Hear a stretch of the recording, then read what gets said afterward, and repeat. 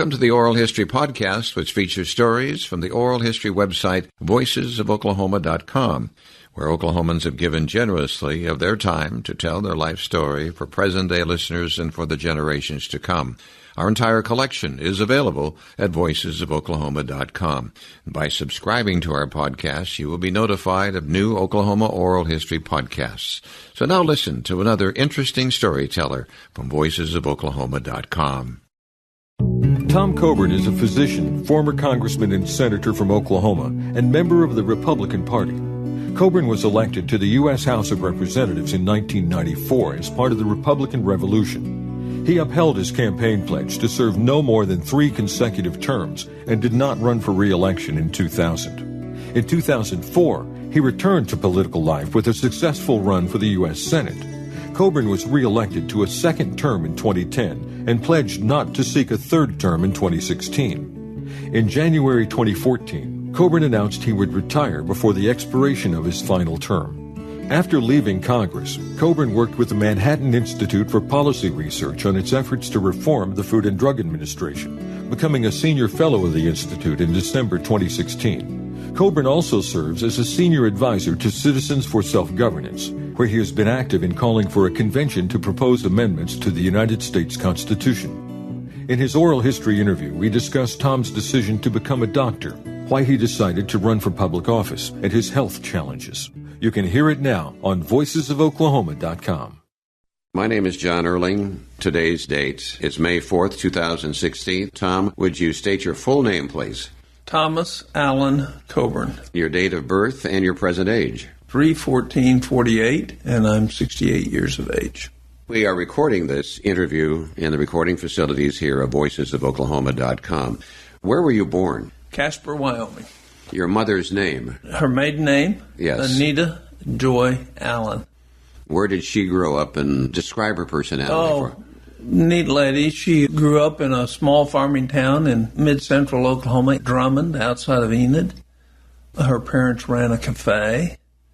Her father was a World War I hero, got the French Croix de Guerre, but they had a difficult childhood because of alcohol.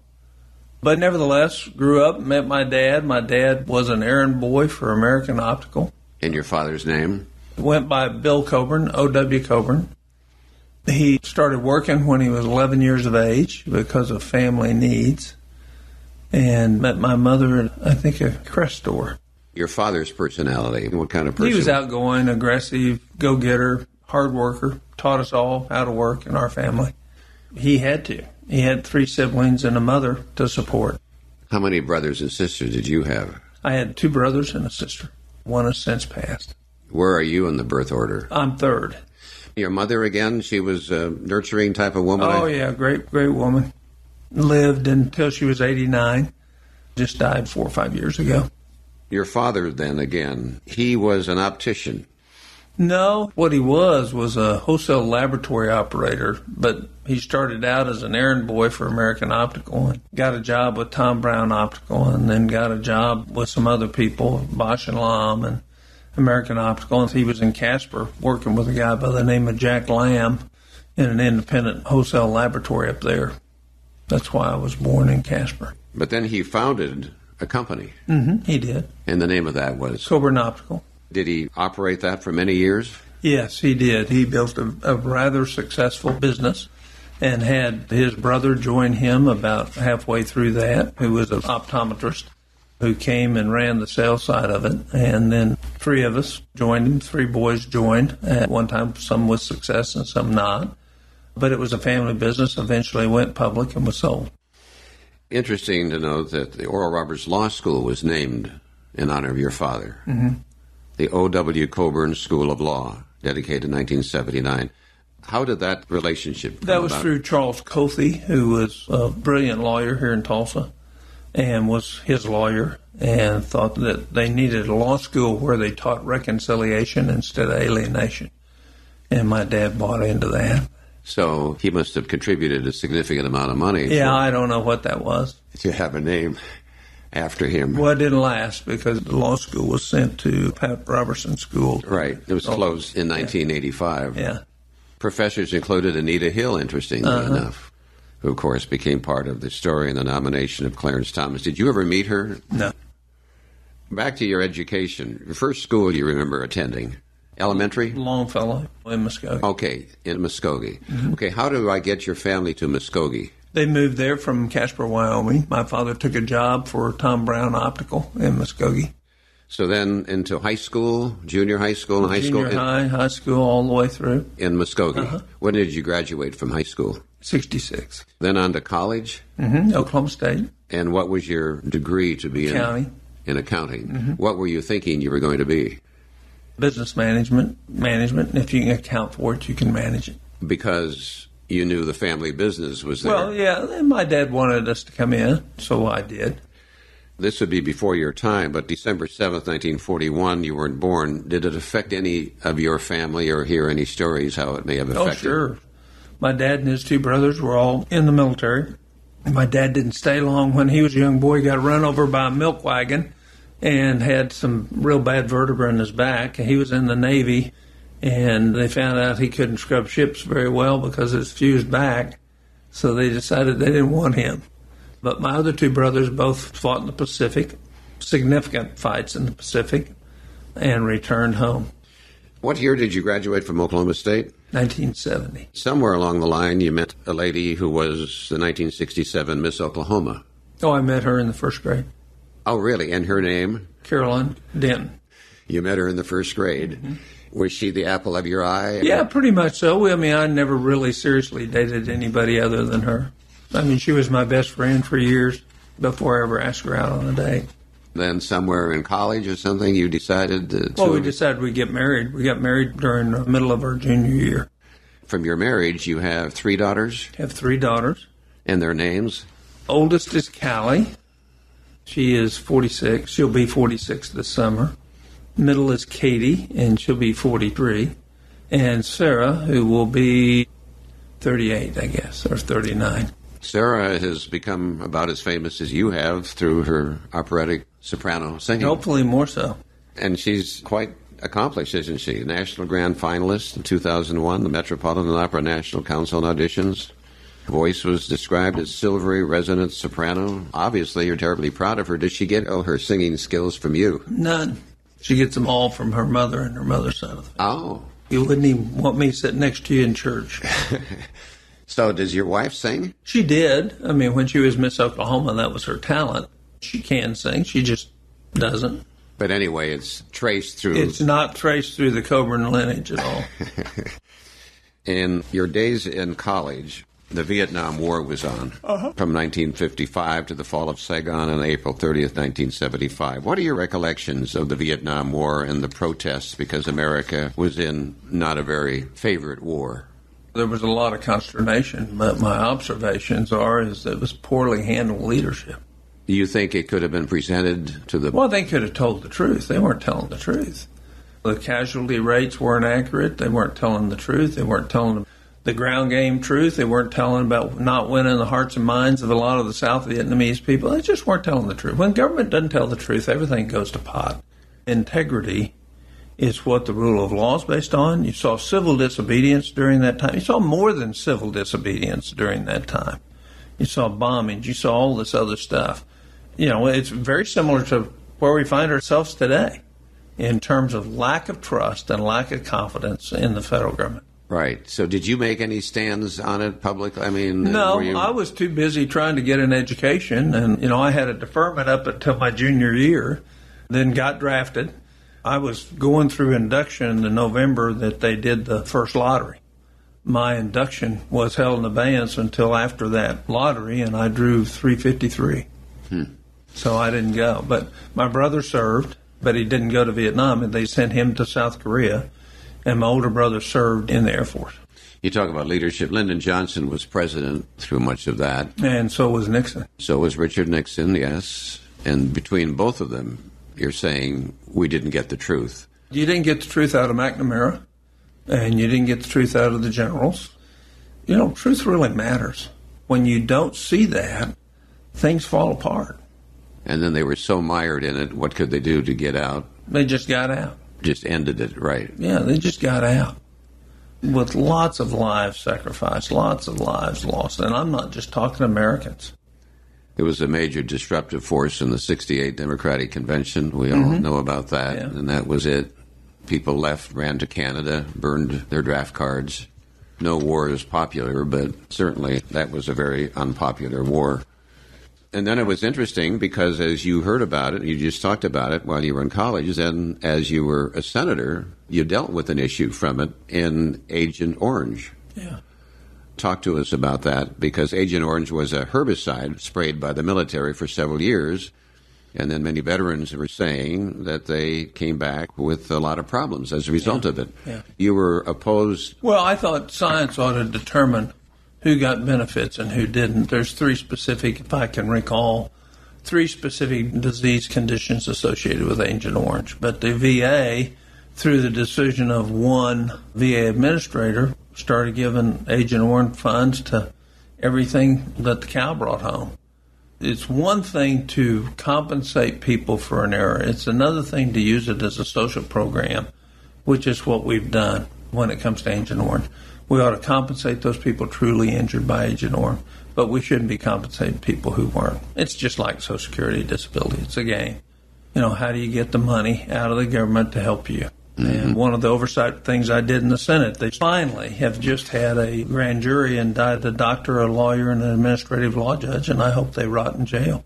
They're going to. And it happens all over this country. So character and truth, they're malleable terms anymore in our country, and we're seeing the consequences of it. Just look at the VA system. It's worse now than it was after all the stuff that came forward. So Agent Orange was a real causative effect. We should have directed it towards those people who had direct, proven scientific effects from it, and everybody else shouldn't have got the money. Right. The overall bill was approved, 97-2. Mm-hmm. They said that veterans who have diabetes, prostate cancer, lung cancer, and blood-borne diseases would be denied care and benefits under the amendment that you were talking about. Yeah, except that none of those diseases are associated with Agent Orange. Just go look at the medical history. You know, it's the principle when you start giving money away for things that are not necessarily required, the downfall of true republics is hurried. They all fail. The question is can you cheat history and have them live longer?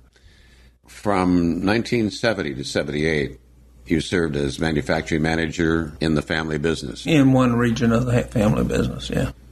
Talk to us about that. I believe you grew that company, and did you enjoy that work? Yeah, we had a fun time. We started a little facility out in Virginia where we knew we could probably find skilled employees that were in that industry. My dad's business was making machines, and we decided to vertically integrate to make lenses. We started that and had about a $50 million business when I left, which was a good business. It was a growing business. But that industry's so been taken over by the Italians and the Japanese. There's not an American-owned company left. That just shows you another instance where the federal government's failed, because you go buy a pair of frames today, it's all price fixed because one company owns 80% of the frame production in this country. And none of it's produced in this country. So you were in it at the right time and got out at the right time. It was great. We had a ball. I built a great team. I was inspected by the U.S. Department of Justice because I wouldn't fill out their discrimination forms because I knew I wasn't discriminating. So they came down and said, you had to fill it out. No, I don't. Go out and check. Come inspect me, but I'm not filling out your form. And, of course, I had a black assistant manager. I had all sorts of women supervisors. I had an African-American department manager. You know, I had immigrants. I had the whole kit and caboodle, and there wasn't any discrimination anywhere. And they said, you still had to fill out the form. I said, take me to court. I'm not filling out the form. Never heard from them again. Could that be possible seeds planted? You know, one of the things that I've noticed that's changed during my life in terms of Americans dealing with the federal government, it is now assumed that you are guilty and you have to prove yourself innocent. Whereas in the past, our freedom was based on that we're innocent until we're proven guilty. You compete against the most powerful set of attorneys in the world with unlimited resources. There's a great book out by Charles Murray called By the People. His whole theme in that book is if you want to handle what's going on with the federal government today is just do universal civil disobedience because they don't have enough attorneys to sue us all. It's really a pretty good idea. Just quit following the stupid rules. And there's another book out that says the average American, no matter who they are, breaks 3 federal laws every day. But it was pretty gutsy for you to not fill that form out. Weren't you afraid that something would happen maybe to the business that would be penalizing? No, because I thought right's right. I just stood on the basis that we don't discriminate. We don't count how many African Americans. We don't count. And, of course, that's their buzzword. Well, if you don't count, you obviously don't have any. You're obviously discriminating. And I said, come on down. You're welcome with open arms. So never heard from again, never filled out one of their forms again. Never filled out a census or Department of Commerce form in my medical practice either. Refused to. Why did you refuse that? It's none of their damn business. I mean, the census is so out of control in this country and costs so much money. We don't do it online like most countries do. We could do it so much faster, so much quicker. And if you want information about industry, pay a private firm to go get it. At least they'll have an incentive to do it rather than you have to do this. The federal government says you have to. No, you don't. They just do that to intimidate you. And telling your story here, I guess, while you were working for the company, malignant melanoma occurred. Yeah. Tell us about that and your first feelings of how you discovered it. My mother noticed something. I came home for Christmas. We came home about twice a year to Oklahoma. She said, that's changed. Get it checked out, will you? And so I did. She noticed a spot or something? Yeah. So I did, and the doc said, I don't think it's anything. We'll do a biopsy of it. And he calls me back and said, no, it's a melanoma. Then I ended up having pretty radical surgery. I had a 2-stage surgery where they took it off. The lymph nodes below it were positive, and then I did what's called a radical neck dissection, where they take the muscles out of your neck and the veins and the nerves, and they just kind of clean everything out on that side. Fortunate enough that I had a great surgeon and I was cured. But the shock of knowing you had that... Well, I wasn't smart enough to know how serious it was. Plus, I was too focused on my business. Oh, this is just a little interruption. Let's just keep going. You say that kind of lightly. Wasn't it frightening, the word cancer? Yeah, but, everything's frightening if you let it be, John. There's a great scripture, consider it all joy when you encounter trials. Trials produce endurance, and endurance perfects your faith. And it's really true. So it's just one of the trials, a long lifeline, and sometimes you don't live through them, and sometimes you do, and what you're supposed to do is learn from them. Yeah. Somewhere along the line, then, you decided to pursue a medical degree. Well, I got interested in medicine because we started doing the research on the first intraocular lenses. We started with some doctors in New York, and I started scrubbing with them on monkeys and doing some scrubbing with some humans on some INDs. We actually had the first INDs for intraocular lenses in this country, investigational new drug device. When I left to go to medical school, I was going to be an ophthalmologist. And now I can't think of anything more boring to be than an ophthalmologist. You graduated from the University of Oklahoma Medical School in 1983 with honors. And then what do you do? I did a general internship in general surgery at St. Anthony's Hospital, and then went from there to the University of Arkansas to do a family medicine residency because I was thinking about doing some mission field work, and I wanted the surgery skills, at least the basic surgery skills. And boy, that was probably my best medical training experience. A year of 36 on, 12 off, 36 on, 12 off. It was great. I learned so much. 36 hours on. How do people... I mean, you slept, you had time to get away, but you were on call for 36 hours. But you got a little nap in there. But what it does is it trains you to focus your brain when you have to. And in medicine, when you're tired or sick, but you're still working, you have to focus. It really causes you to focus. You put all this other stuff back, you're tired, you're sick, you're not feeling well, and you say, I got to focus. As an aside, I got one of my chemo treatments last Monday, and I took off the next day and did a 3-day deal where I gave testimony in Washington and did a deal on precision oncology. I did that so I would not be thinking about how crappy I felt from the medicine. Then I crashed on Friday, Saturday, and Sunday. Monday was much better, so was Tuesday. Anyhow, it's a philosophy of the mind. You actually can control those things if you want to focus.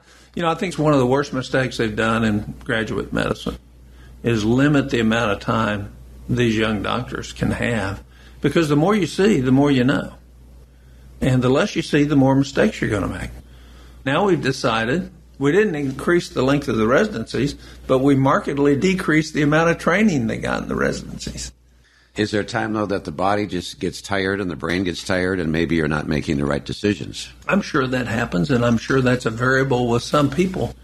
But let me tell you something. If we were to have a major event, wouldn't you want somebody trained to have learned to focus? If the doctors were going to have to work for the next 12 days because we have a massive earthquake in Tulsa, wouldn't you want them trained to focus? Right. That's the whole answer to everything in our society. Everybody always says, well, what if this happens? Well, what if it does? Is the betterment of the whole worth the risk of something bad happening? Because something always bad is going to happen. My philosophy is let's do the best we can, even if there are some downsides. You opened a family practice in Muskogee. With two wonderful old GPs. They were great. They taught me a ton, too. In Muskogee? Mm-hmm. You decided to live there because that was where I was from. And then you started delivering thousands and thousands of babies. Boy, I just had fun. Medicine's two things. It's fun and it's terrible. And when you're doing obstetrics, most of the time, it's fun. When it's terrible, it's absolutely terrible. What's terrible? Well, losing the baby, or having a baby with a severe deformity, or having a very sick mother, with major complications in her pregnancy. Those are terrible. But most of the time, out comes this new set of genes that squawks and is going to be squawking the whole rest of their life with a different attitude than's ever been here before. It's a whole new creation, and it's just fun to see that. The most fun I had was babies I delivered, because I was doing that before the Senate made me stop delivering babies. We'll talk about that. I believe you were members in a First Baptist Church in Muskogee. Mm-hmm. You taught Sunday school and active and obviously a strong faith. So you're this doctor in Muskogee. You're having fun, the ups and downs of delivering babies. What, about 4,000 babies? Total, yeah. And something happened to get you to think about running for elected office. Is it true that you were reading about Mike Sinar talking about nationalizing health care and you had an epiphany experience?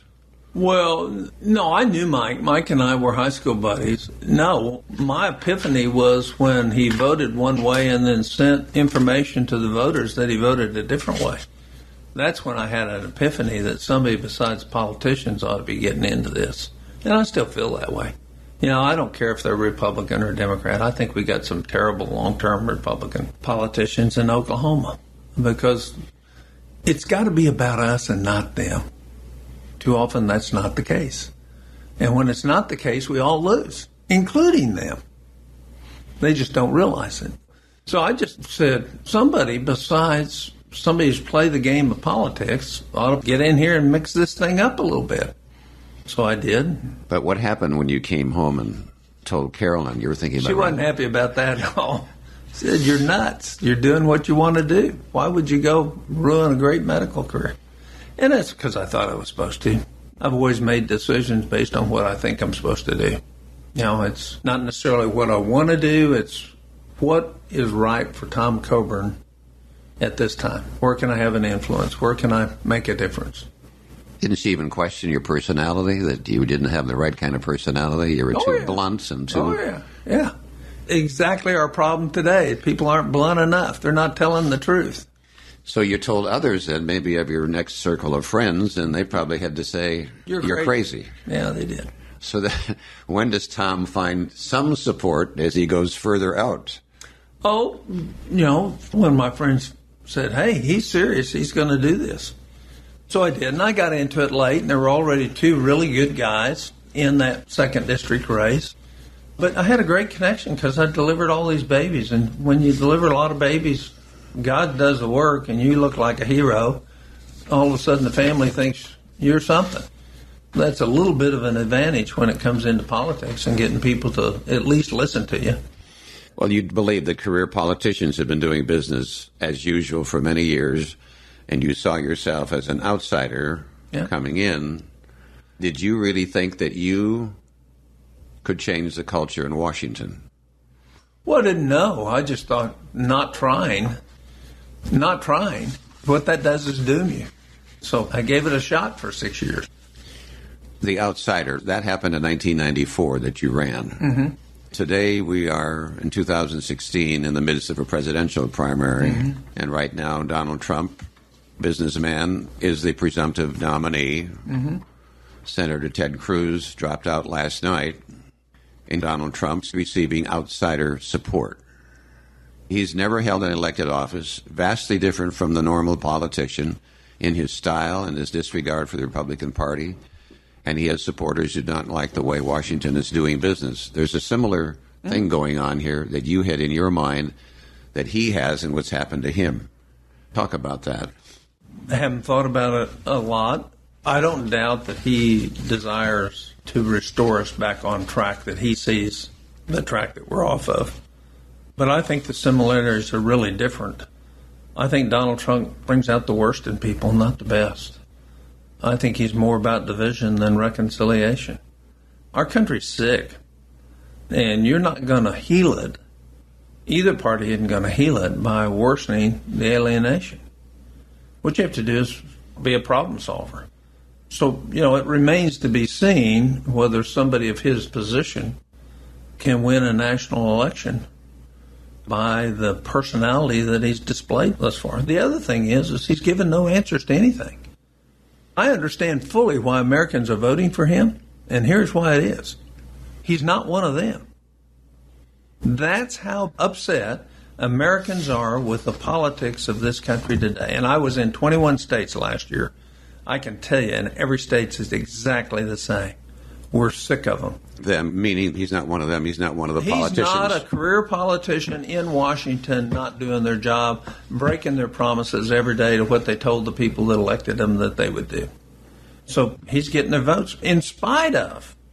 People cringe when he says some of these things, but he still gets their vote because he's not one of them. I understand that completely. In 94, a University of Michigan poll said only 21% of the respondents said they trusted the government to do the right things most of the time.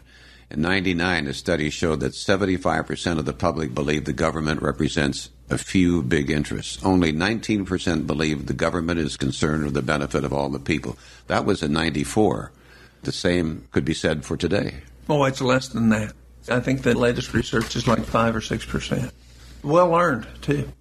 I just gave testimony on a bill that I got passed, forced the GAO to list the duplication in the federal government every year. This is the 6th year. There's over $400 billion in total that's been identified. In the 6 years, they've eliminated $36 billion. They estimate they might eliminate another $60 billion over the next 4 years, but that means a net $90 billion continue to be wasted every year. So there's a real simple question. Why aren't you doing something about it? Let me just take you through your first campaign. Mike Siner was an 8-term incumbent, a Democrat, but he was defeated in the runoff for the Democratic nomination by a retired principal by the name of Virgil Cooper. Great man. His son went to work for me when I went to Congress. He had spent $20,000, but then he had help because the NRA, tobacco companies, and cattlemen were all opposed to Siner. So you came in at a perfect storm. It was a narrow victory for Virgil by just over 2,000 votes. Why was Siner defeated?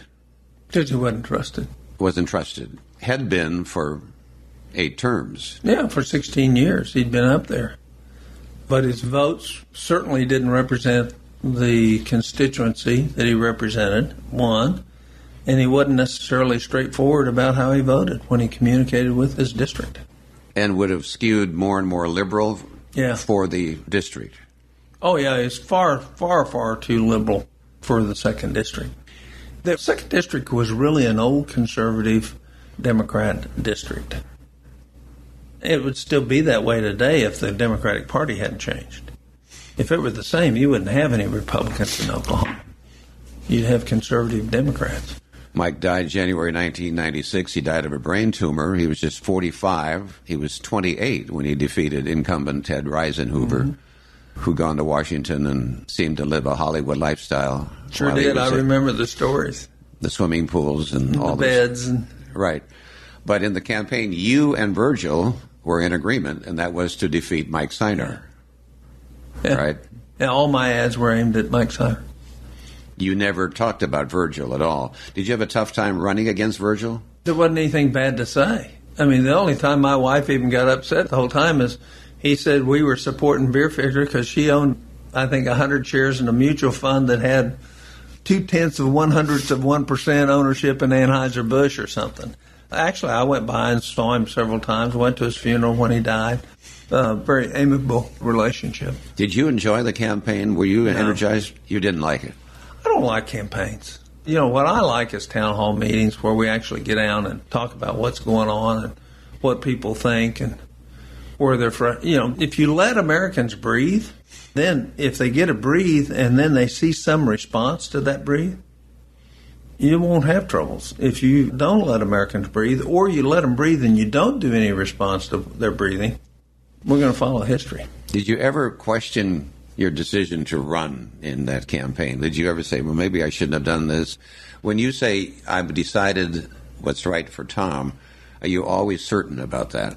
Yeah, pretty much so. I mean, financially, it was hardship all the time. My net assets went down every year I was ever in public office because my earning power, you know, versus my lifestyle and my debt, it just never worked. I have never figured out how all the politicians tend to increase their net worth while they're in office.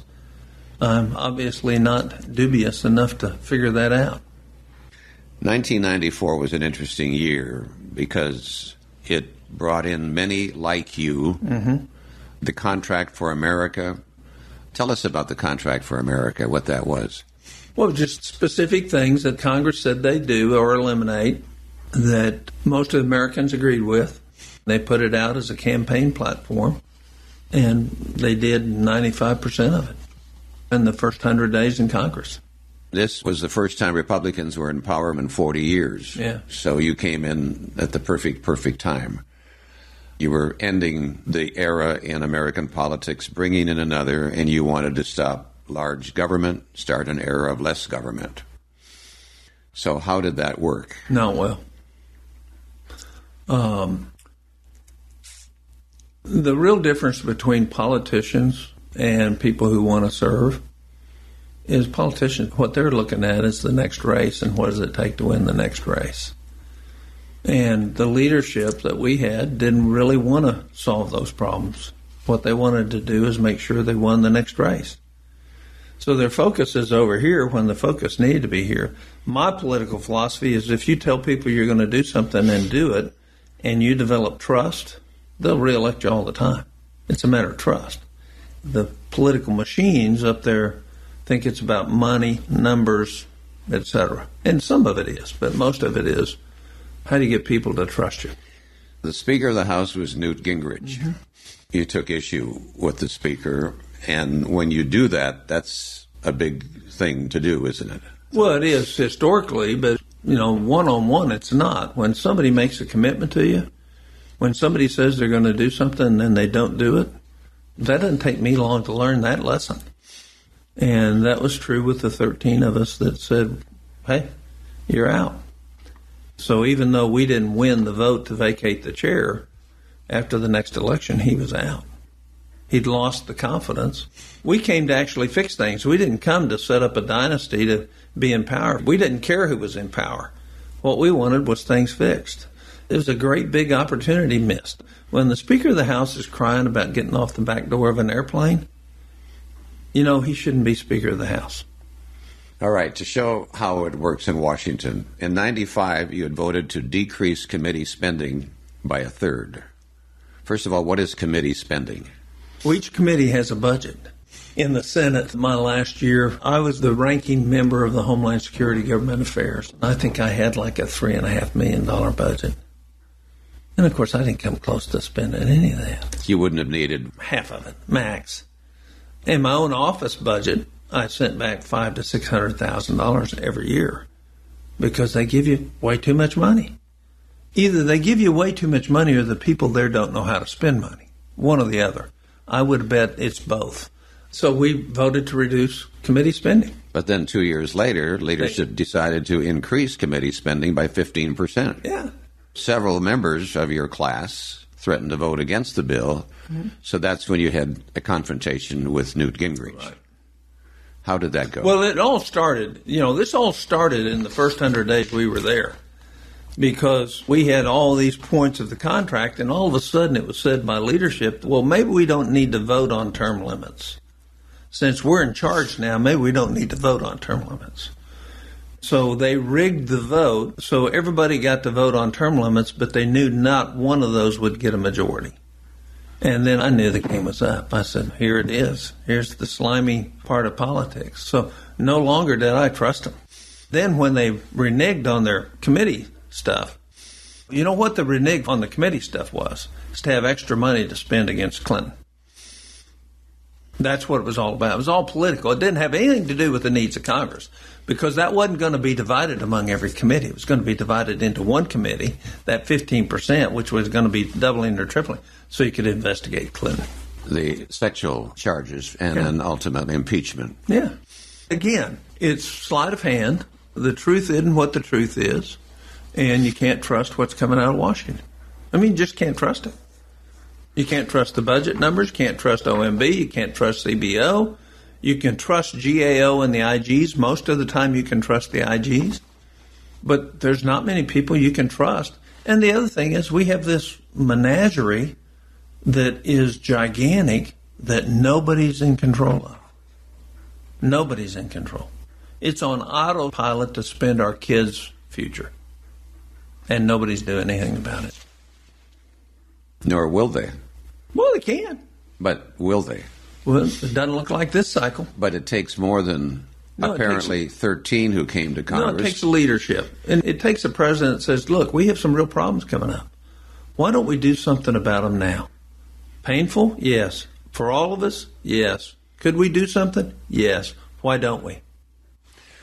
What kind of pressure would a speaker put on you and others when we're going to vote against this? And he says, maybe threatening, we can do this back to you. Well, they did that once to a member of Congress from Wisconsin on the defense appropriations bill. And he didn't vote for it. He's a Republican on a Republican defense appropriation. Bob Livingston said, I want him thrown off. So they threw him off. And then all the freshmen said, no, you put him back on. So they put him back on. That's because you had numbers. Right. But they can only put pressure on you if you want to be there. If you don't care about being there, they have no pressure on you whatsoever. If you're not worried about your next election. Yeah. If you don't care, if you're there to do the right thing and you're doing it because you really are altruistic and want to do the right thing, there's nothing they can do to you. And that drives them nuts. Because most of the people there want to climb the next ladder. They want to go to the inner ring. They want to be there where all the big decisions are made so they can say, hey, look at me. I'm in the know. Well, if they sense that you don't care about your next election, then there is no way they can say, well, we're going to withhold support or we're not going to campaign for you or anything. You call their bluff. You call their bluff, but you also build a great backing at home because you're standing up to the corruption that everybody knows is there. Did you have one-on-one standoffs with Newt Gingrich? Oh, yeah, all the time. Alone in a room? All the time. All the time. Smart guy. Smart guy. He could have done so much for this country. But he's like all of us, we're all human. And when ego gets in the way, man, you trip over your lip. When you would catch him in an outright lie, probably. Oh, yeah, I questioned him on it. How could he defend it? He'd weasel and say, well, that's not what I meant. That's not what I said, well, that is what you meant. And he said, well, that didn't want it. And so they're not going to come clean. They don't have the courage to come clean. The only one that I ever saw that was Chris Cox from California had the courage to come clean. He said, you're right. I didn't keep my word. Was this disillusioning then? I mean, here you guys came in and you were going to do something? Yeah, it was pretty disillusioning. The team we came in to fight for wasn't the team that we were seeing. So then Newt Gingrich is out. He's gone. He's history. Yeah. And started with your gang of 13, I guess, right? Mm-hmm. Then Denny Hastert becomes the new Speaker of the House. He was kind of a puppet of Tom DeLay's. Tom DeLay, the congressman from Texas. Now, the whip, the majority whip, who then became the majority leader. Hastert became Speaker because Tom DeLay's machine got behind him. How were you about Dennis Hastert becoming the Speaker? Did that? I was kind of agnostic. You didn't care. Did you have issues with him? No, I had issues with the one that was getting ready to be Speaker, which was Livingston. Bob Livingston. Yeah, I mean, you can't say you're this great guy and at the same time screwing your assistant. Maybe that's the culture that used to be there, but it wasn't the culture that I was going to experience. And then we realized these people are human. No, Hastert, that's such a... Is an admitted serial child molester. Yeah. This had to be as big a shock to you as anybody. Yeah. And it happened back in his coaching days. Yeah, 30 years before. Right. And here he was the essence of what we think was right and a good man. Well, you thought, but you didn't know. Yeah. Look, we're all fallen. Every one of us is screwed up. Every one of us is far from perfect. But not everybody makes those mistakes. And what we have to focus on is that you see all this aberration out there, but that's not the norm. It's not the norm. So we have to go back and focus. Here's the greatness. Here's the goodness. Here's the things we can appreciate. Let's focus on them. And pity and be sad for when we're away from that norm. We should say that Steve Largent, who represented the 1st District, Seattle Seahawks football player, ran for governor. You and Steve worked fairly close together, did you, when you were there? And he was along on what we talked about. Good friends. We rode up to Washington every week together on the airplane, and close spiritually and in our faith. He was a great leader and wasn't going to back down from wrong things. Just overall a great thing. And, I left, and then he later decided he wanted to run for governor, and I was highly supportive of that. I was back in practice at that time. You were out of politics then for about 3 years. Yeah, I wished it was more than that, but... You got me there. All right, let me gain my composure here. Okay, you left. You were unhappy with the way things were done in Washington. Well, I left because I'd made a commitment that I wouldn't serve more than 3 terms. But you were glad you were leaving. Oh, yeah. Yeah, I was glad.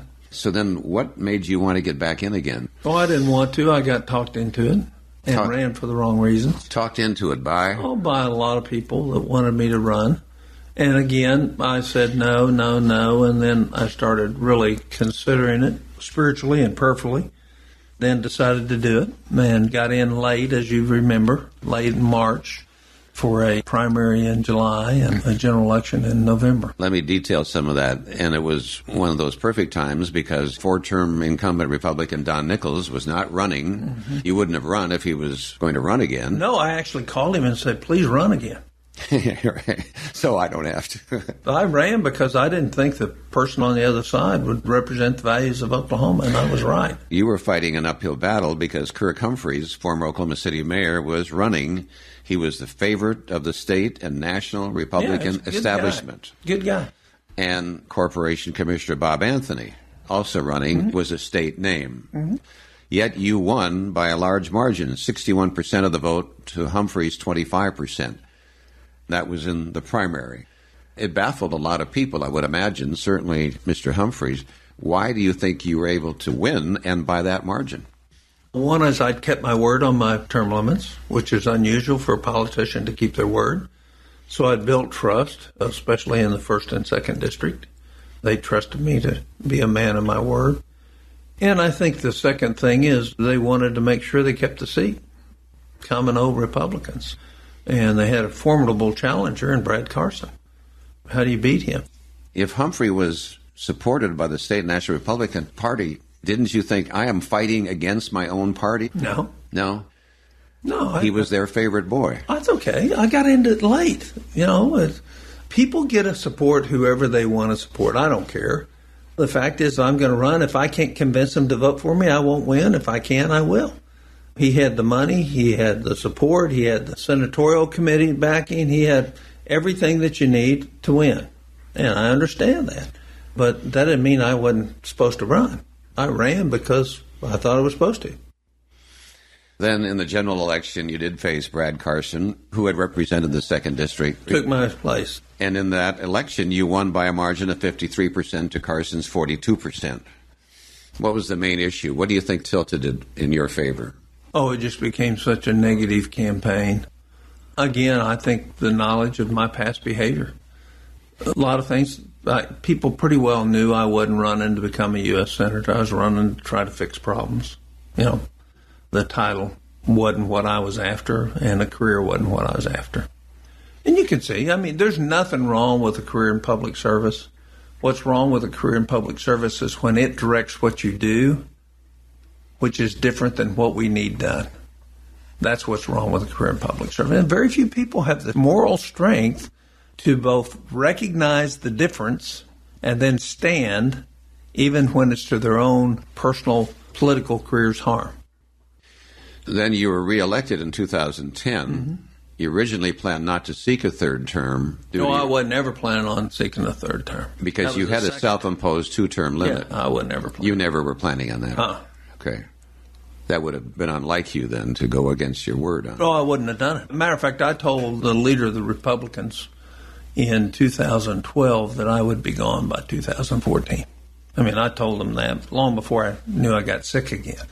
So he knew that he was going to have a 2-year election that he's going to have to raise the funds for. Okay, because then in January 2014, you announced you would resign because of your health. But you knew that 2 years. Yeah, but I resigned because I came to the conclusion you can't fix it there.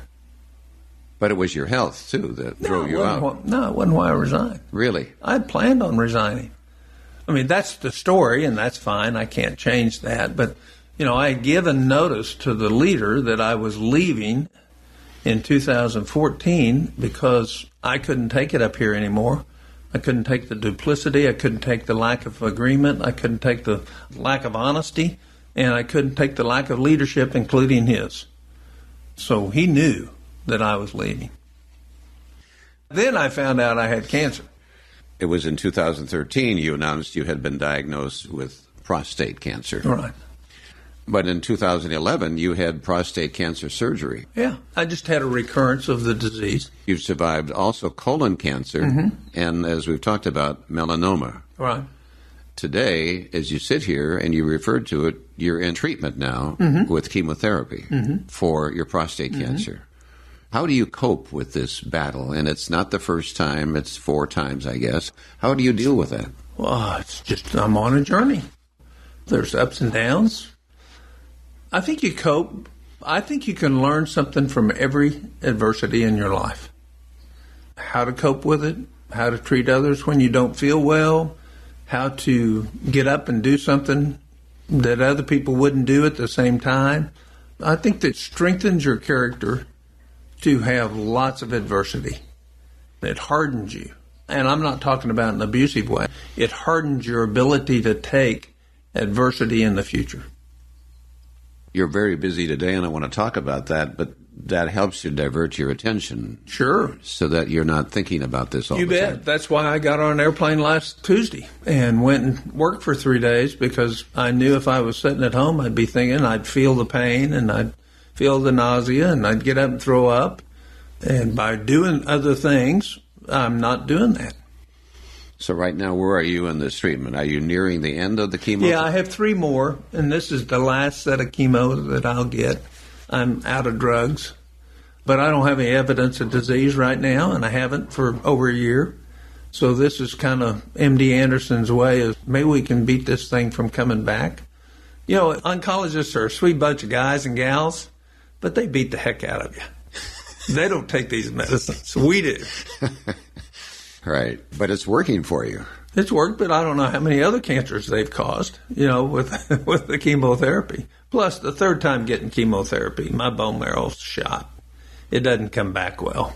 Does your faith help you through this? Yeah. Everything that I've done, my faith has helped. I want to say this so that it comes off right. I cannot imagine living the life I've lived without having faith. Couldn't have done it. So the positive attributes, plus The real spiritual help, which, I think there's 6 senses. Okay? There's taste, touch, smell, hearing, and sight.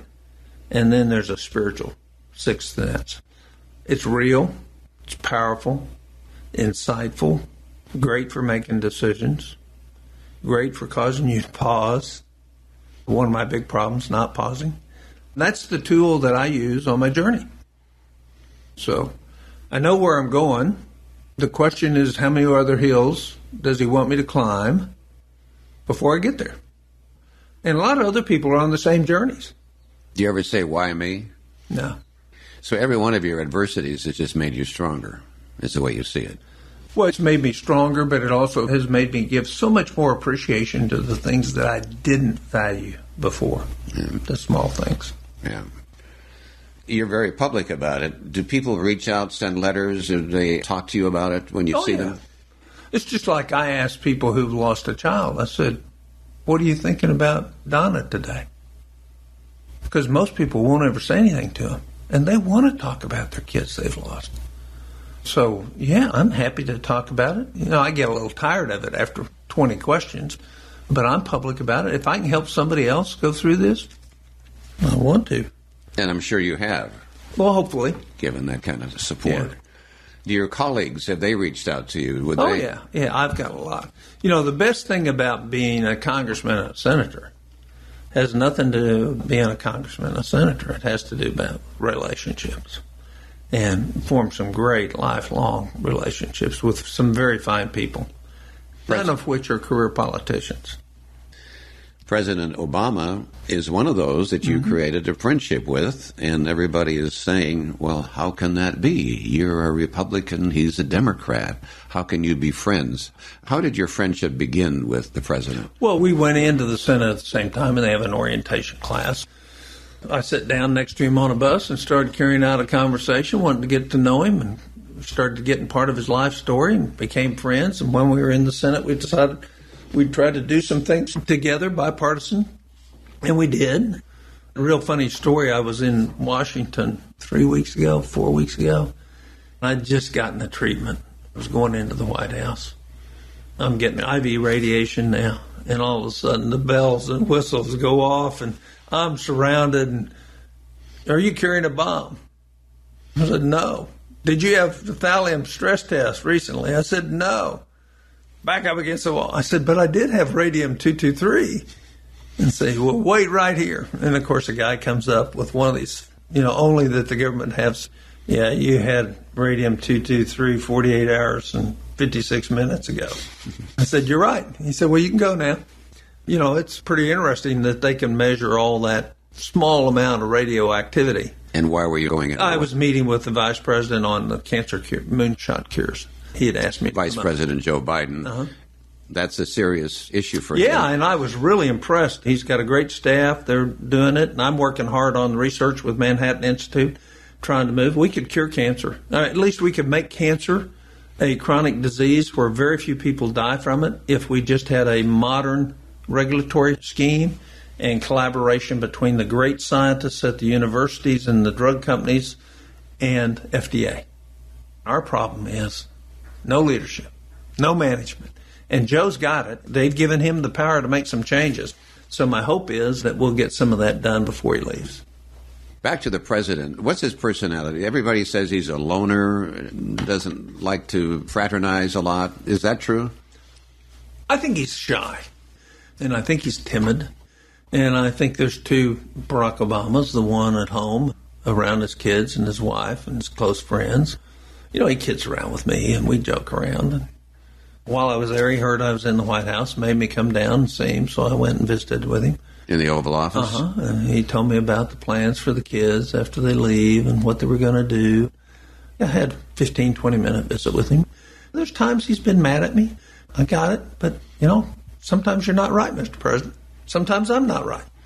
It's okay to be mad, but you still reconcile. So we're reconciled, and I think the world of him as a man. I don't agree hardly any of his politics, but He's a great human being. You said he's shy. Do you think that worked against him then? Because we always think of a Joe Biden or others can walk around, shake hands, grab people by the lapels and try to coerce and all that. And that worked against him, you think? Well, I don't think it worked against him. What happened to his administration is he got supermajorities in both houses. He could do whatever he wants. And once you can't do that anymore, you didn't negotiate any of those 2 years. So now you don't feel like you have to negotiate, and you try to rule like a king. That's what happened. That was the worst thing that ever happened for them to get supermajorities in both houses. Because? Because they chose not to negotiate. It was just our way or the highway. And then as soon as you lose that, it's not your way or the highway. And now the Republicans are saying it's our way or the highway. No, I don't think so. They don't have the presidency. I mean, if they had the presidency, they could say that. But they don't have supermajorities either. So a big difference. They don't have 60 in the Senate, and they don't have 2/3 in the House. But it's leadership. It's how do you make everybody look good and do what's right for the country? Yeah. That's what you do. Don't we long for the days, they say, back in the 60s and all, when politicians could disagree but yet get together socially? That's a farce. First of all, they still do it. They have dinner together, cross table, lots, every night. Are they out chasing women together anymore? No. But that's a media fiction. There's lots of great relations. I had dinner while I was there with Joe Manchin and Angus King, for goodness sakes. And we'd had dinner a lot. And Mike Doyle, the congressman, and Bart Stupak. It's just these are all Democrats, and there was an independent. Yeah, I think Angus King is. But he sides with the Democrats in their right. caucuses. And so you can have something in common with them? Sure. They're all upset with Congress. Well, no. The fact is, they're all people.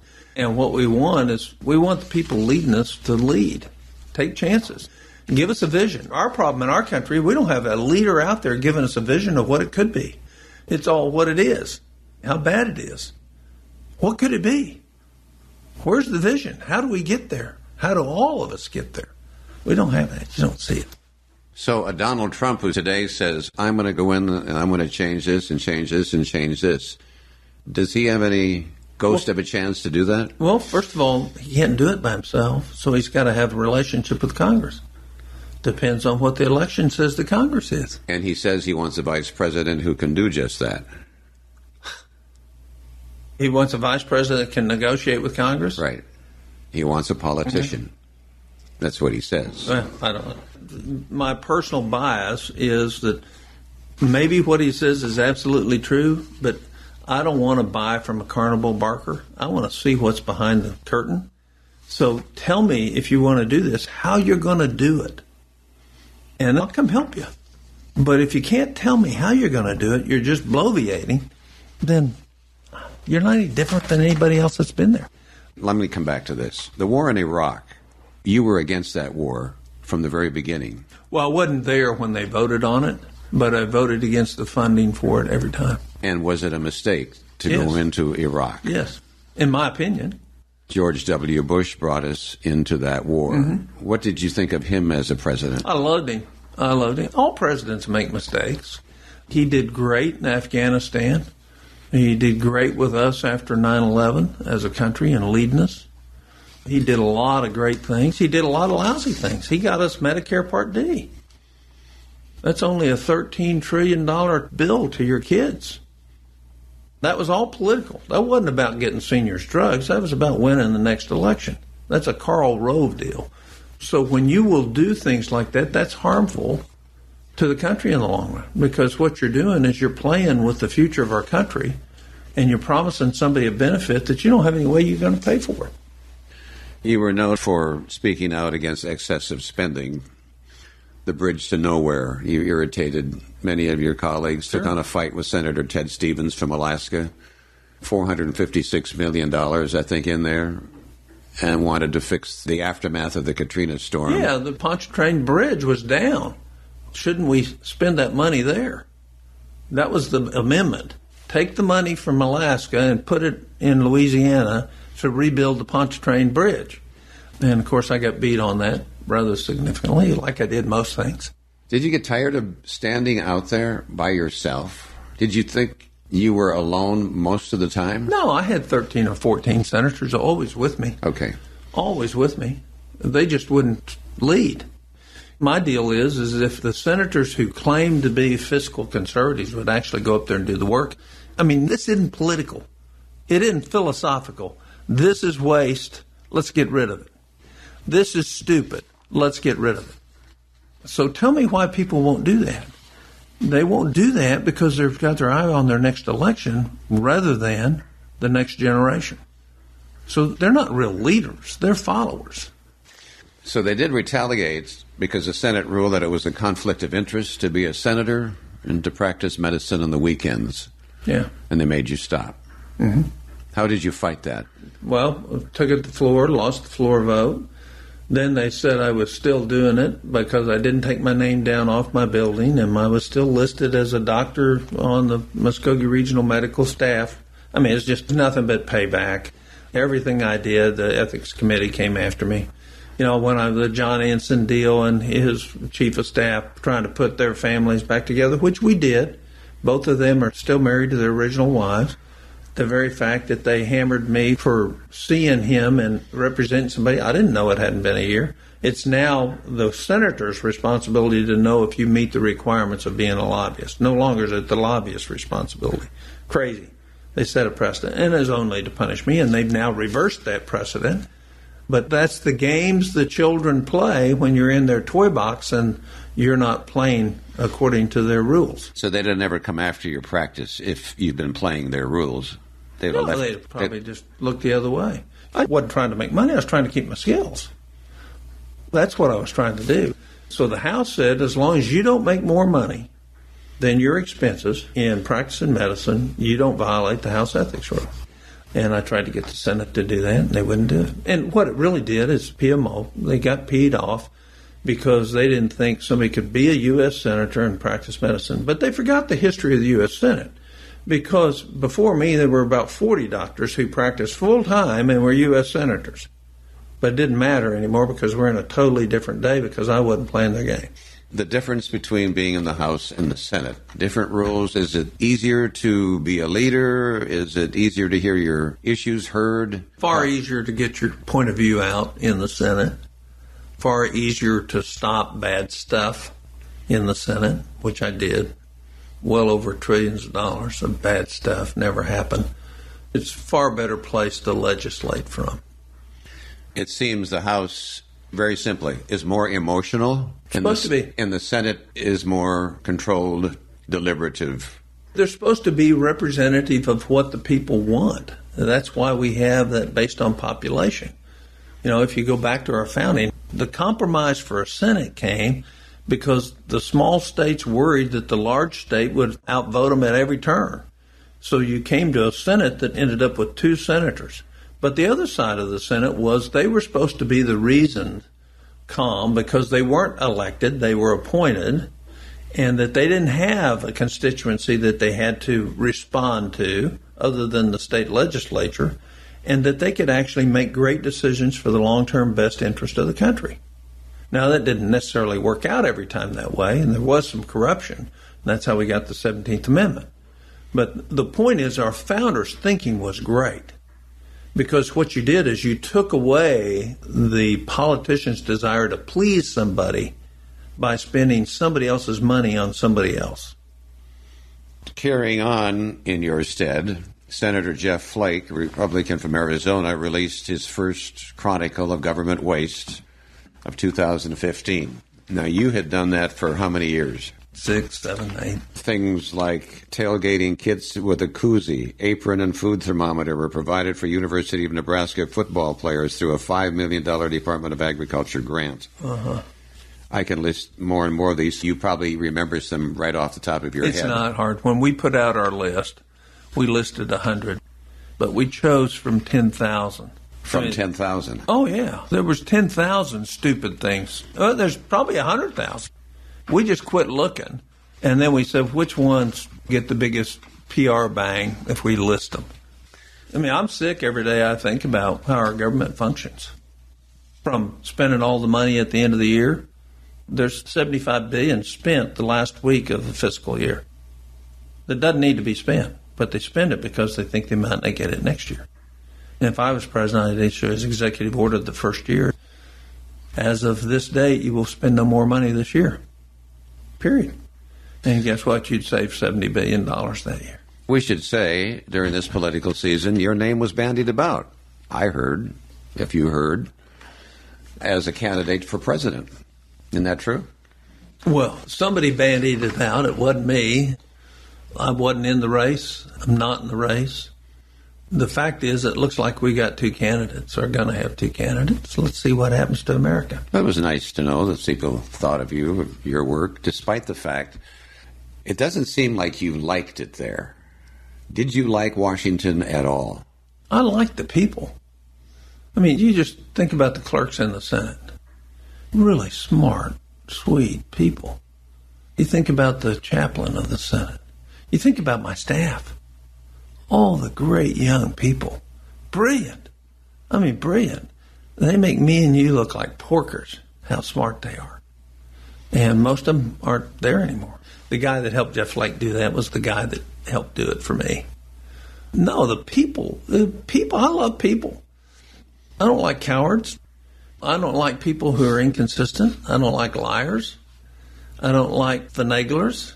Tell me the truth. I'm big enough to deal with it, and then I'll try to go around you. But don't cheat. Don't cheat. I'm quite certain you had words with the president over what we call Obamacare. Sure. Did you talk directly to him about Sure. that? And you opposed it, of course. Yeah. Tell us about your back and forth with that. Well, I just told him it wouldn't work. And he knew it wouldn't work.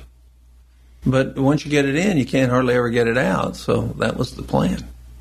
I mean, they know next year it's going to be a disaster in this country as far as deductibles and copays. Next year because? Because this will be the year in which everything kicks in. The average deductible is going to be something like $8,000 or $9,000 for the average American on these plans. Why have it? They can't afford that. Plus, they're going to be paying $6,000 or $7,000 a year, or $8,000, for the insurance. So since when did it cost $20,000 to have health care? And the reason it costs that is because the government's in it in the first place. You know, we've never tried since before World War II to allow markets to allocate the scarce resource of health care. And that doesn't mean it's perfect. A lot of people would fall through the holes, but not any more than they're falling through now, except the cost would be about half. Republicans say, when I get to Washington, I want to end Obamacare. Is that possible here at this point? It's possible if you have a Republican president and enough votes to get it out of the Senate. Well, or you could do it with reconciliation in the Senate on a budget at 51 votes. It would leave thousands of people without insurance. No. What do we? They'd go back to what they were. Some of them didn't have anything, and they'd walk into hospitals, and the hospitals have to take care of them. Do you really think $18,000 per person right now is? You got to balance that. And remember, that cost was spread among all of us when they walk into an ER. It's not that the hospitals aren't getting paid. They're getting paid. They're taking it from those that can pay. You know, your hospital's losing money. What we have is so much of medicine not going to help patients. That's our problem. You're not going to design a Politburo big enough to manage health care.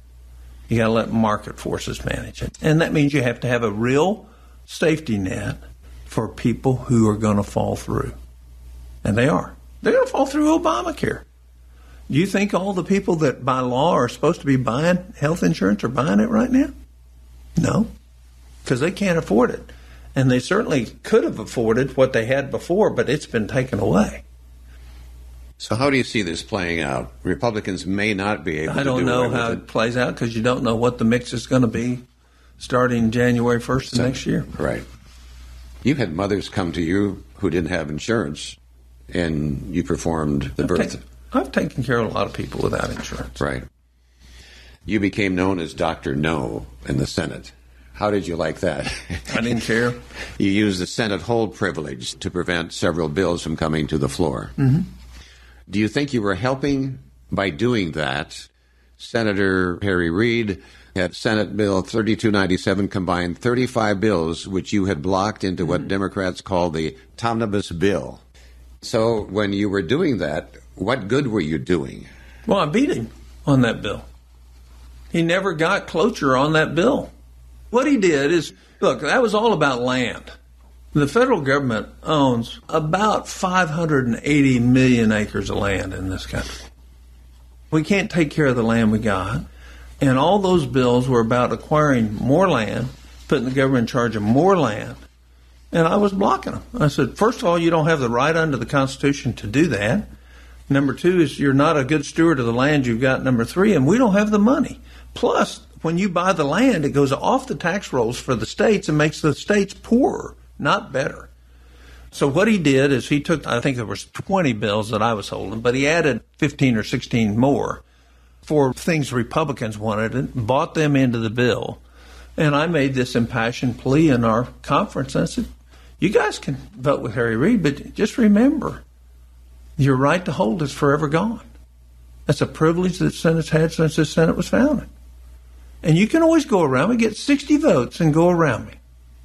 But if you're going to vote with Harry Reid to take away my right and your right to hold bills that are wasteful, that are not constitutional, you better give it a second thought. So when cloture happened, he only got 54 votes for cloture. Explain that. Cloture, what do you mean? That means the right to proceed on to the bill. Right. And he didn't get enough votes to proceed on to the bill.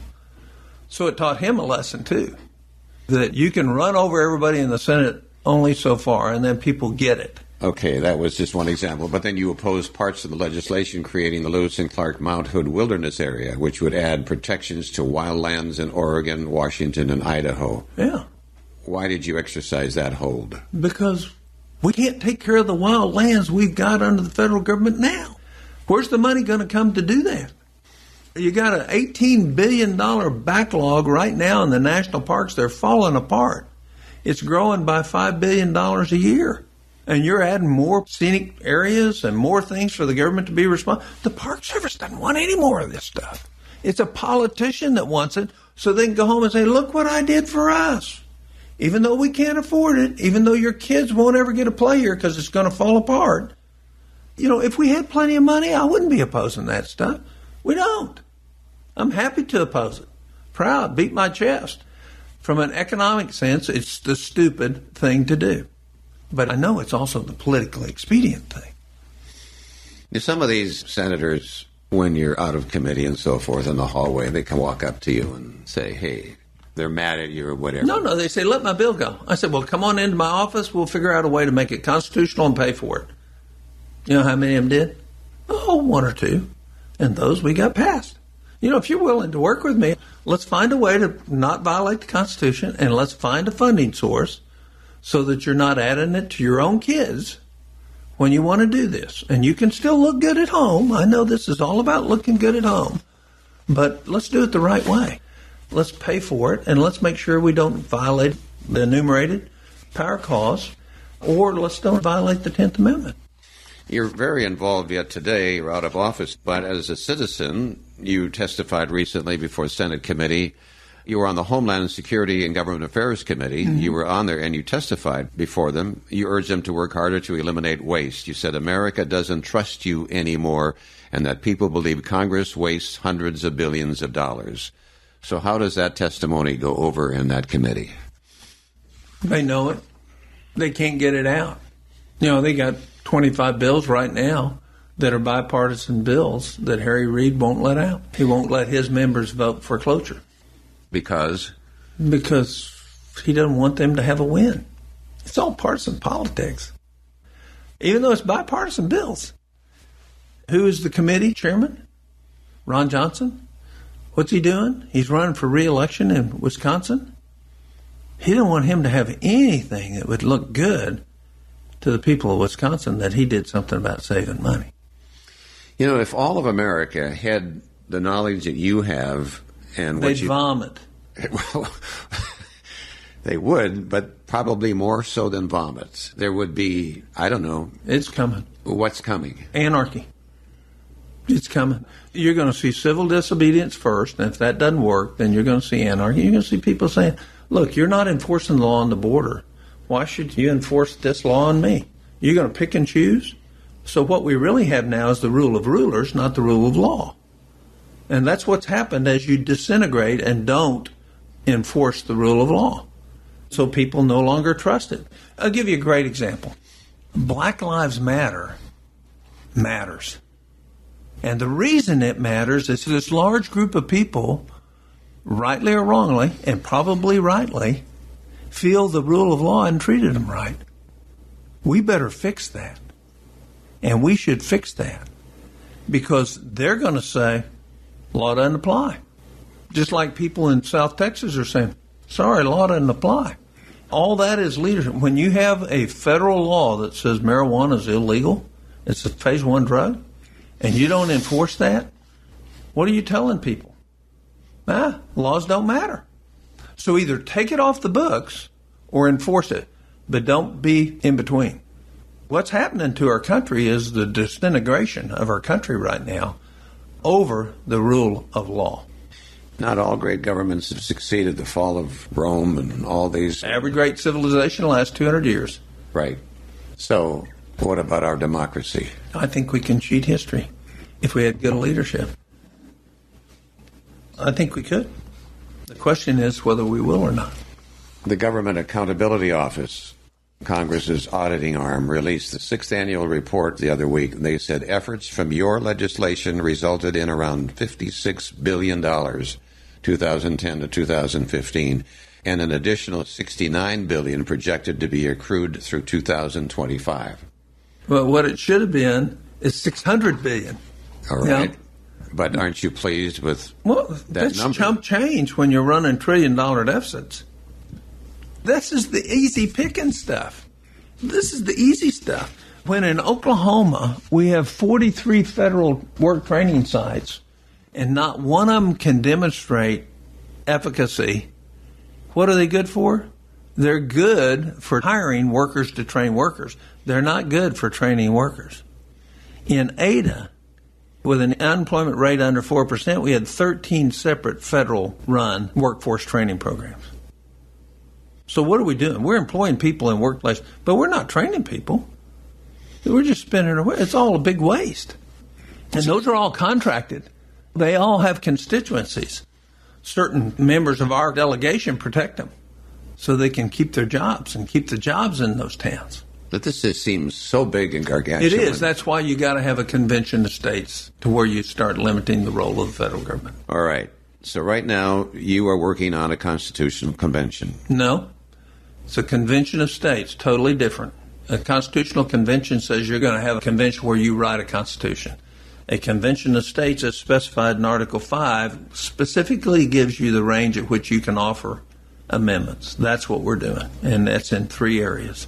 1, in federal financial management, i.e. a balanced budget amendment with general accepted accounting process and limited borrowing. Number 2, term limits on federal officials, not just members of Congress. And number 3, limiting the scope and jurisdiction of the federal government. Great example. EPA issues a guideline.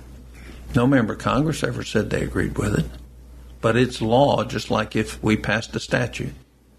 One of the things we would do is constitutional amendment, if we could get 38 states to agree to it, is your member of Congress ought to have to vote on that before that's a law, a felony law that you could end up in prison on. Because they never voted on it. They never intended that. So reining back, 88,000 rules and regulations. The average American violates 3 of them every day. 3. 33 amendments to the Constitution have been approved by Congress and sent to the states for ratification. Mm-hmm. In the Article 5, isn't there a question as to how many amendments can be dealt with? No. 2 law professors are suggesting that a convention would have the power to propose anything it sees fit. And then another one believed that a limited convention is possible where you could... Well, everybody that has done any work before the Supreme Court on Article 5 agrees with the other side of that and actually tried the cases in front of the Supreme Court. So let's say they're right. You've still got to have 38 states to approve anything this body recommends, which means all it takes is 13 ornery cusses like me sitting on a judiciary committee saying we're not going to take it up. It's the safest of all forms. It's what our founders gave us when we have a problem this big.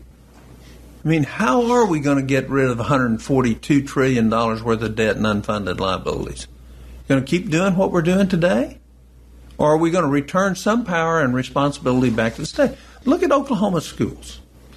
65% of the money for Oklahoma schools, our state legislatures can't decide one issue on. It's all mandated by bureaucrats from Washington.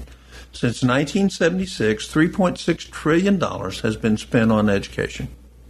3.6 from the federal government to the states. Name one parameter as far as education that is better since the federal government got involved in it. Now, take region, take Metro Christian. Their cost to educate a child is about 40% less than the state spends. Why is that? I would tell you the education's better. So why is that? It's because there's some accountability. Thomas Jefferson said to actually have the federal government involved in education, you'd have to have an amendment to the Constitution. His quote when he was developing the University of Virginia. So we're way away from what was intended. Some may be good. Most, we've lost limited government. We've lost lots of our freedoms, and we're going to pay the price. You and I aren't. Generations that follow us, they're going to suck wind. So in the state-by-state effort, where are we? Oklahoma now became the 7th state to approve a resolution. Missouri will be the 8th. 34 states would have to be approved. It's going to take 2 or 3 more years. And you're on that journey to make that happen. Do you feel good about that, that it's going to happen? I think it's the only thing that saves our country. I don't think the politicians are ever going to save our country.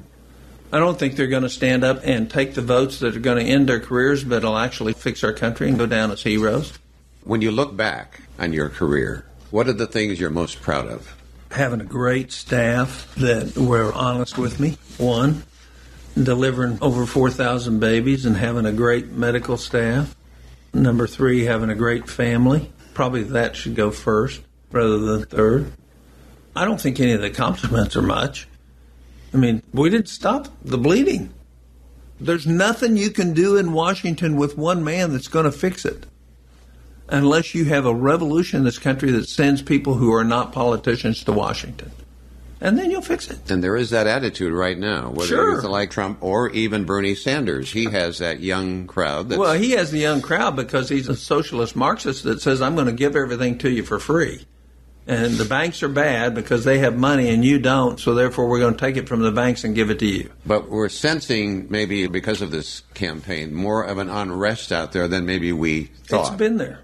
But now it's public. Everybody knows about it. If you've been traveling around, you would have known about it. I'm not surprised at all. I'm actually helping generate some of it. Right now we're talking about Hillary Clinton for the Democrat, and we don't know if the rest of the country is feeling an unrest as the Republican voters have in the primary. If the whole country is like this, then Donald Trump is a shoo-in.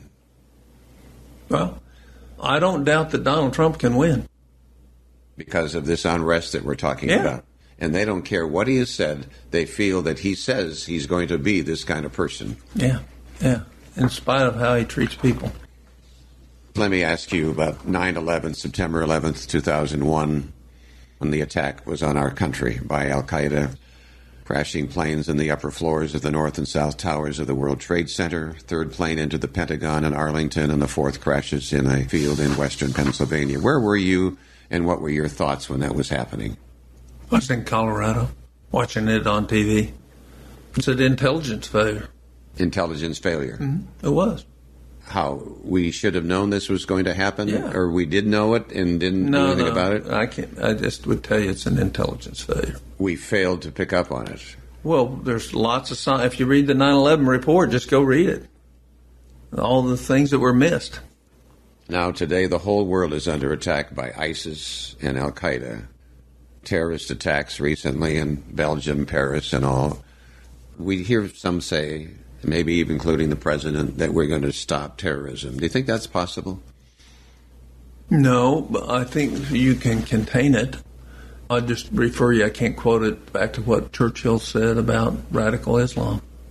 Just go look it up. It's a heck of a quote. But we're seeing it live out what he predicted. Don't you think it's something that we'll just, contain it, but we'll never eradicate it? Not until the radicalism of the mosques teach something different than what they're teaching. The mosques are teaching radicalism in America? Again, I can't go into I was on the Intelligence Committee. I can't answer questions that might. And I was going to ask you that, being on the Intelligence Committee, is that almost frightening to know really what is happening and cannot be shared with the general public? If the general public knew what you knew on the Intelligence Committee, would it frighten people? No, I don't think so. I think it'd make them proud. I mean, all these people will never be recognized by Americans for what they did, their sacrifices they've made, the risks they've taken, and I'm talking thousands that are around the world, Americans that are doing their jobs, protecting this country. You'll never hear about them. They'll never be written up. It'll never be in their obituary. I mean, you'll just never know. But they do heroic deeds every day. In defense of our country. In defense of our country. And that's not to put down our military. I'm just talking of our operatives. Did you almost say something there about mosques that you knew from the Senate? No, I'm not going to answer that either. So you still have information that cannot be shared. I do. That is still relevant information to that committee. Mm-hmm. Did you enjoy being? That was the best committee I was on. Why was that? Because we did great oversight all the time. We met twice a week, 3 or 4 hours at a time. We had the Intelligence Committee. We had the NSA. You know, we had every aspect there telling us what they were doing all the time. They're the most oversighted branch of the federal government. You were there just to collect information? No, we went out and visited NSA. You know, I did all the stuff you're supposed to do to make sure you're not getting lied to. So that was your mission? Yeah. Trust but verify. Ronald Reagan. Yeah. And we've got a great intel community. I mean, half of what Snowden says isn't true. Tell us who Snowden is. Snowden is the guy that leaked all the information, that was a contractor for NSA and stole a bunch of material. But his interpretation and what he's done with it, half of it isn't accurate. Some of it's accurate. But he hurt us immensely in terms of our ability to protect ourselves. He put people in harm's way? He put people in harm's way. He shut down major programs. They had to be withdrawn so our technology wouldn't be lost. He should be in America. He should be hung. Should be hung. As a traitor. What advice do you give? Would you encourage young people to get involved, to get in that dirty game of politics? No, I'd encourage them to go get a job for 35 or 40 years and then get in the game of politics. You know, the problem with half our politicians is they don't know anything. They don't know anything about life. They don't know anything about real-world experience. They don't have a frame of reference, and that's what they need. I don't have time to go into it, but so many conversations I had in Washington, people were clueless about common things that you and I would both know. Because they were in their early 30s, they were too young to... No, they were in their 60s, but they'd been a politician for 40 years and didn't know. Okay, and that side. But then there's the youth side that comes along. Well, the youth side doesn't know anything either. They may have studied well, but life's lessons are great for politics. You don't always win. There's cost to anything that you do, and you got to be willing to pay the cost. I wouldn't discourage any young person from looking at it, but I would tell you the younger they are, the less likely you're going to be good at it, because what it requires is judgment and people skills. Somebody might say after you listen to our conversation that you've become very cynical. Would that be accurate? No, I'm very honest. I'm hopeful because I think we can do an Article 5 Convention of the States and think we can fix it. I'm not cynical about the Senate and the House and Washington. I know we're not going to fix our problems. That's not cynical. That's knowledge. And that's knowledge based on the efforts of trying to do it there. That's not cynical. That's just truth. It isn't going to happen in Washington. 60 Minutes, a noted news program. I talk like this because I'm thinking about people who are going to listen to this in 2030. 60 Minutes, a CBS respectable news program, interviewed you as you were leaving the Senate. And they said this is an interesting man. He's an obstetrician who has delivered over 4,000 babies, called the godfather of the Tea Party. Would that be accurate? That's somebody else's claim. He has been a powerful and effective force against government spending. He opposes gay marriage. He's against abortion rights and says global warming doesn't exist.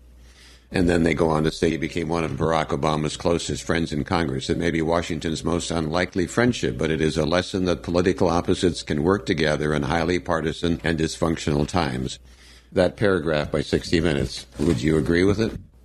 Oh, I guess. It's interesting, the predicate is you're a flat earth person if you don't believe in global warming. They didn't say anything about climate change. Right now, global warming's all on my side. We've been warming for 16 years. That's what the science says.